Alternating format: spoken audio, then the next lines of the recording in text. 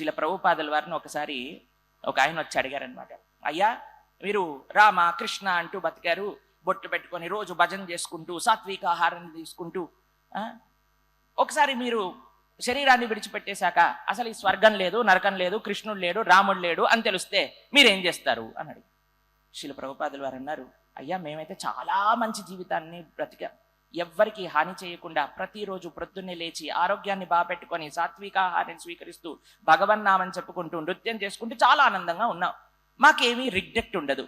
కానీ నువ్వు కానీ ధర్మాన్ని ఆచరించకుండా చనిపోయి నీకు స్వర్గము నరకము కృష్ణుడు రాముడు ఉన్నాడని తెలిస్తే నువ్వేం చేస్తావు అని అడిగారు. అడగంగానే ఆయన ఇలా ఆగిపోయారనమాట. నెక్స్ట్ ప్రశ్న ఏమడిగారో తెలుసా అండి, ఏం చెయ్యాలండి అని అడిగారు. చెప్తాను, కూర్చో ఇక్కడ. నాకు అనిపిస్తుంది చాలాసార్లు ప్రశ్నకి, ఈ జనరేషన్కి, జెన్జీ జనరేషన్కి ప్రశ్నకి వాళ్ళని ఆలోచింపజేసే ఒక ప్రశ్ననే సమాధానం. ఆ ప్రశ్న మనం వేయగలిగాలి. అందుకే అంటారు ఈ రోజులలో ప్రవచనం ప్రారంభం చేసే ముందు, సెమినార్ ప్రారంభం చేసే ముందు స్టార్ట్ విత్ ఎ క్వశ్చన్ అని అంటారనమాట. ఎందుకు అంటే ఆ క్వశ్చన్ని అందరి యొక్క ఆకర్షణను అట్రాక్ట్ చేస్తుంది. దాన్ని ఐస్ బ్రేకర్స్ అంటూ ఉంటారు. దానికి ఒక ట్రైనింగ్ కూడా ఉంది. ఐస్ బ్రేకర్స్ ఎలా చెప్పాలి, నువ్వు ఒక స్టోరీ చెప్పాలా, వాళ్ళని జోక్ చేయాలా, లేదా వాళ్ళకు ఒక ప్రశ్న అడగాల. ఎందుకు అంటే అటెన్షన్ స్పాన్ మెల్లమెల్లగా తక్కువ అవుతూ వస్తూ ఉన్నది. మనము ఎంతసేపు మనం చెప్పాము అన్నదానికంటే ఎంత మనం ఆచరించి చూపాము అన్నదాన్ని బట్టి చాలా చాలా ప్రభావం మనిషి లోపల పడుతూ ఉంది. అందుకే you can preach 24/7, if necessary you can speak also అని అన్నారు. మనం ఏదైతే నేర్పించాలనుకుంటున్నామో 24 గంటలు మనం ప్రచారం చేయొచ్చు, కావాలంటే అప్పుడప్పుడు మాట్లాడాలి అని. ఇప్పుడు ఏమైపోతుంది, ఎక్కువగా మాట్లాడేస్తున్నావు, తక్కువగా దాన్ని ఆచరిస్తున్నాం. కానీ దానికి విరుద్ధమైన ఒక కరెక్ట్ ఎగ్జాంపుల్స్ మనకు కావాలి. ఇక్కడ పెద్దలు కూర్చున్నారు, వీరందరూ ఆ కార్యక్రమాన్ని చేస్తున్నారు. మనకు ఒక ఆదర్శమైన వ్యక్తులు ఎలా ఉండాలి అని జీవించి చూపిస్తున్నారు. వారి యొక్క మార్గంలో మహాజనయన కథాసపంత, పెద్దల యొక్క మార్గంలో నడుస్తే చాలు. ఇందాక వీరన్నారు ది వే, వేదాస్, వేదములు తెలుసుకొని దాని యొక్క అర్థాన్ని తెలుసుకొని దాన్ని ఆచరించాలంటే చాలా కష్టం. కానీ రామాయణం విన్నాం అనుకోండి, రాముడి యొక్క చరిత్ర తెలుసుకున్నాం అనుకోండి, మొత్తం ధర్మం ఏంటో మనకు అర్థమైపోతుంది. కాబట్టి భగవంతుడే మనల్ని చాలా తక్కువగా చేసి చాలా ఈజీగా అందరికీ అర్థమయ్యేటట్టుగా భగవానుడు మనకి ఒక వ్యవస్థని ఇచ్చాడు.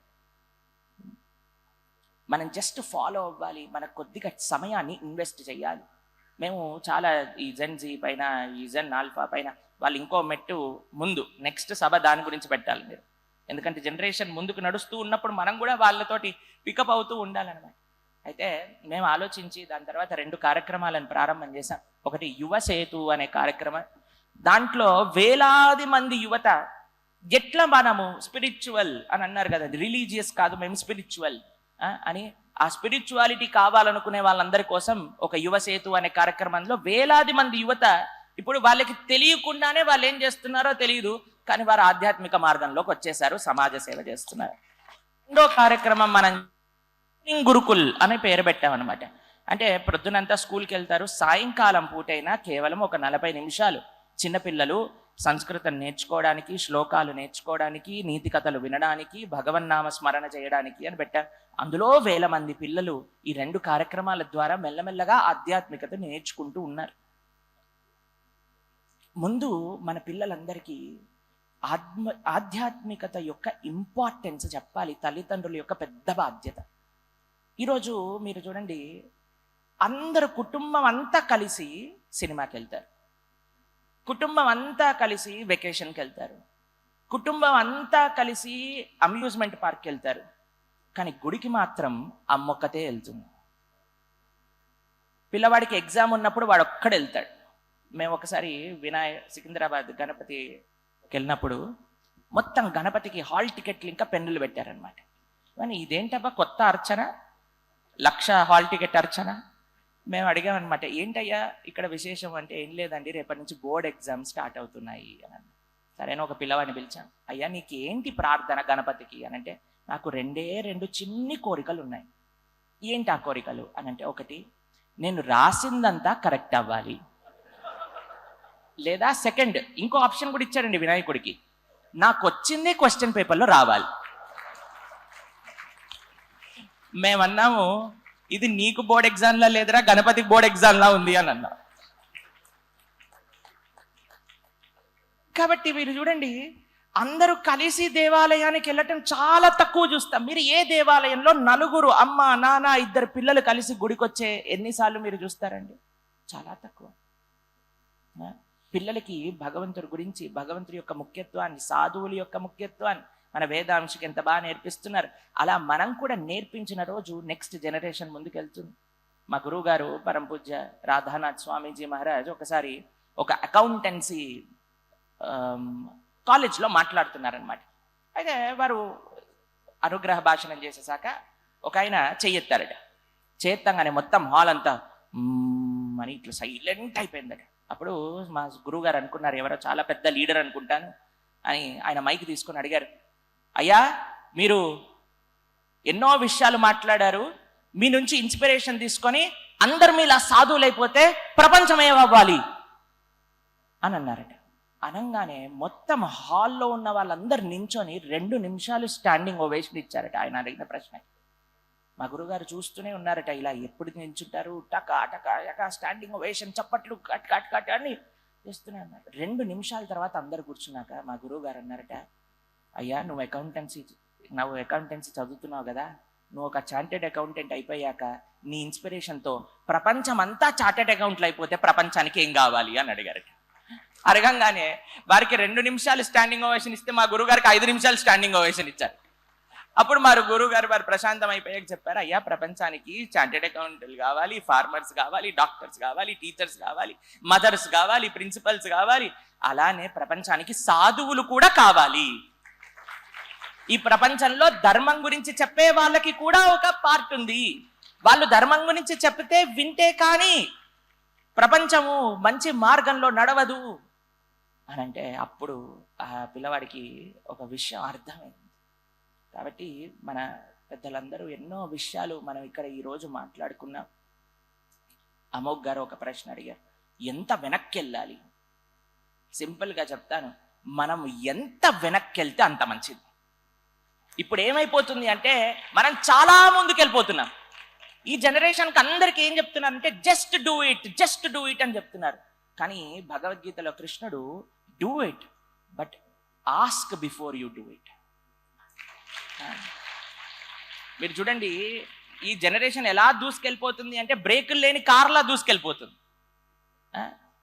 బ్రేక్ కావాలి కదండి కార్కి, ఎప్పుడు ఆపాలో తెలియాలి, ఎంతసేపు ఆపాలో తెలియాలి.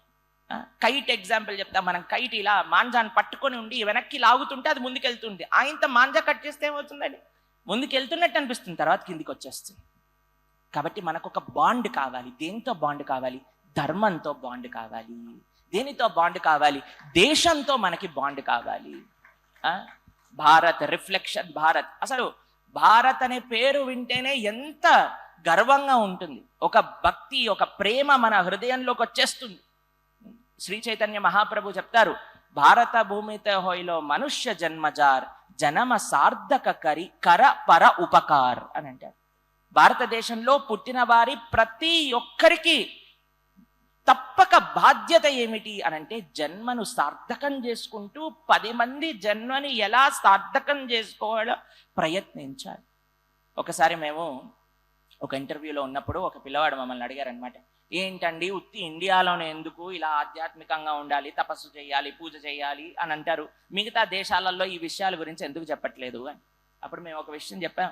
ఒక ఇల్లు ఉందనుకోండి, దాంట్లో ఒక బెడ్రూమ్ ఉంటుంది, ఒక హాల్ ఉంటుంది, ఒక లాంజ్ ఏరియా ఉంటుంది, ఒక బాల్కనీ ఉంటుంది, ఒక కిచెన్ ఉంటుంది, రకరకాలుగా ఉంటాయి. అలానే ఒక పూజ గది కూడా ఉంటుంది. అలానే ఈ ప్రపంచానికి పూజ గదియే భారతదేశము. పూజ గదిలో మనము ఆధ్యాత్మికంగా ఉండటం తప్ప ఇంకేం చెయ్యం. బెడ్రూమ్లో వర్షాకాలంలో అయితే బట్టలు ఆరేసుకుంటారు, కానీ పూజ రూమ్ని మాత్రం చాలా పవిత్రంగా ఉంచుతారు. ఎందుకు? అది దానికోసమే కేటాయించింది. అలానే ఈ భారతదేశము ఈ ప్రపంచానికి ఏదన్నా గిఫ్ట్ ఇస్తుంది అనంటే అది మన దగ్గర ఉండే ఆధ్యాత్మికతనే. ఈ యొక్క ఐడెంటిటీని మనం కానీ కోల్పోతే మన యొక్క అస్తిత్వమే లేదు. కాబట్టి నెక్స్ట్ జనరేషన్ని ముందుకు తీసుకెళ్ళే యోజన ఒక సభ కాదు, ఇలాంటివి జరుగుతూ ఉండాలి. పెద్దలందరూ కూర్చొని మాట్లాడుకుంటూ ఉండాలి. ఎలా మనందరం కలిసి ప్రయత్నము చేస్తే వారికి నచ్చే మార్గంలో. ఇంకొకళ్ళ మన వీరన్నారు టూ మచ్ ఇన్ఫర్మేషన్ అని, టూ మచ్ రాంగ్ ఇన్ఫర్మేషన్ అని. మీరు చూడండి, ఎక్కడ మనం ఇన్స్టాగ్రామ్లో చూస్తున్నా సరే ఎన్ని రకాల ఇన్ఫర్మేషన్స్ కనిపిస్తున్నాయి.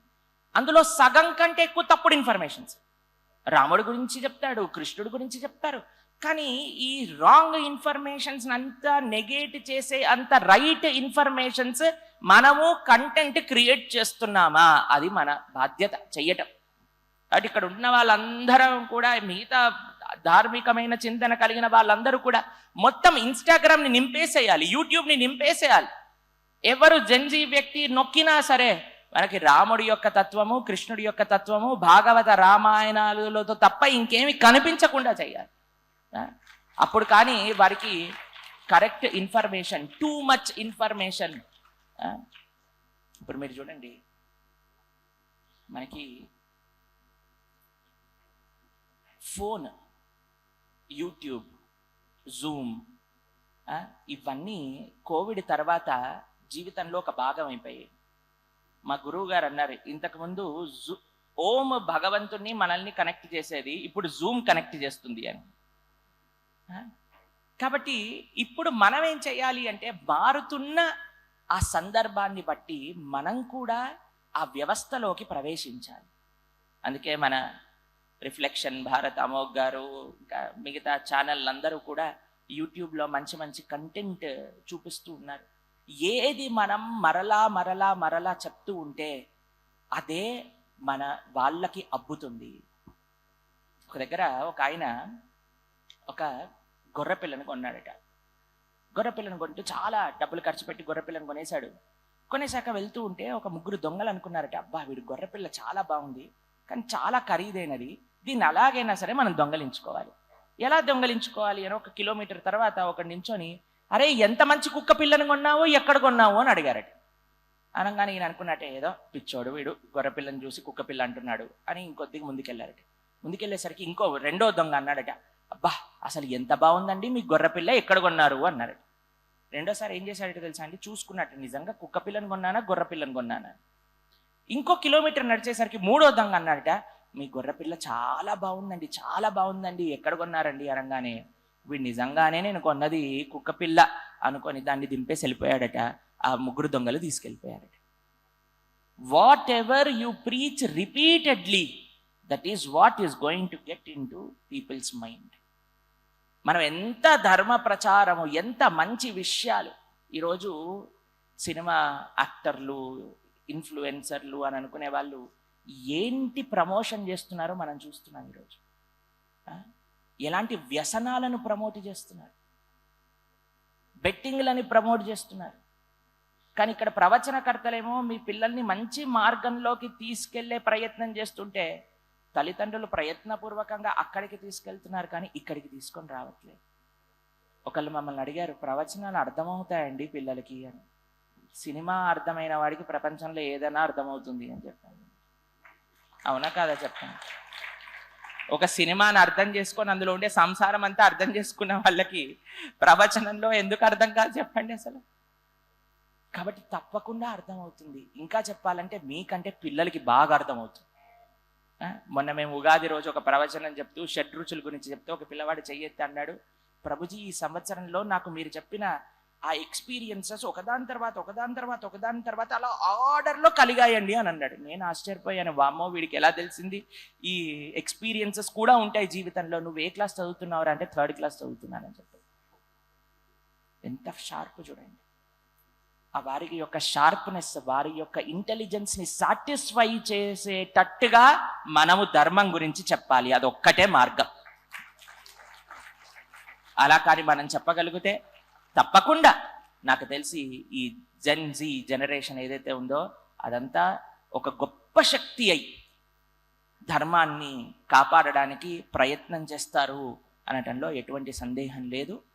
అమోఘ్ గారు చేస్తున్న ఈ ప్రయత్నంలో మేము చిన్నపాటి సేవ ఏదన్నా ఉంటే చేయడానికి తప్పకుండా మా ప్రయత్నపూర్వకంగా మేము చేస్తాము. మీరందరూ కూడా, మనందరం కూడా చెయ్యాలి.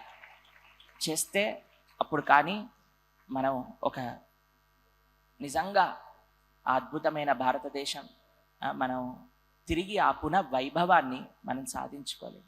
భారతీయులకి టీవీ అమ్మాలి అని ఎంతో ప్రయత్నం చేశారట. టీవీ ఎవ్వడు కొనట్లేదట. సరేరా రామాయణం చూపిస్తాను కొంటారా అంటే అందరు కొనుక్కున్నారట.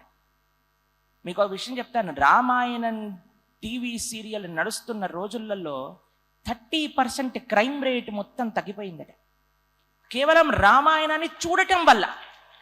ఇప్పుడు ఏమైంది, రాముడిని పక్కన పెట్టేసి మిగతావన్నీ టీవీలలోకి వచ్చేసాయి.